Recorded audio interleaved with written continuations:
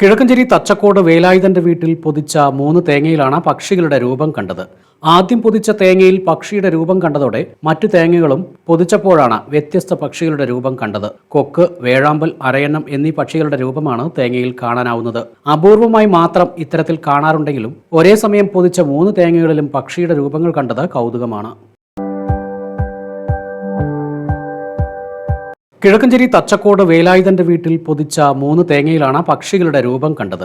ആദ്യം പൊതിച്ച തേങ്ങയിൽ പക്ഷിയുടെ രൂപം കണ്ടതോടെ മറ്റു തേങ്ങകളും പൊതിച്ചപ്പോഴാണ് വ്യത്യസ്ത പക്ഷികളുടെ രൂപം കണ്ടത്. കൊക്ക്, വേഴാമ്പൽ, അരയന്നം എന്നീ പക്ഷികളുടെ രൂപമാണ് തേങ്ങയിൽ കാണാനാവുന്നത്. അപൂർവമായി മാത്രം ഇത്തരത്തിൽ കാണാറുണ്ടെങ്കിലും ഒരേ സമയം പൊതിച്ച 3 തേങ്ങകളിലും പക്ഷിയുടെ രൂപങ്ങൾ കണ്ടത് കൗതുകമാണ്.